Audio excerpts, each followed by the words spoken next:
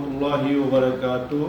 Saya Murdani SSTP MSI Camat Kecamatan Sungai Raya mengajak semua masyarakat yang ada di Kecamatan Sungai Raya untuk patuh dan melaksanakan perintah dari pimpinan daerah atau pimpinan pusat dan Kapolri dalam melaksanakan kegiatan-kegiatan selama ini.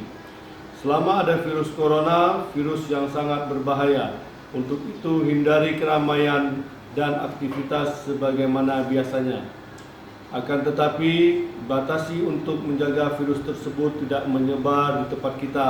Mohon atas kesadaran dan dukungan kita bersama untuk melaksanakan sesuai perintah pimpinan daerah ataupun pimpinan pusat. Demikian himbauan ini saya sampaikan untuk dilaksanakan sebagaimana mestinya.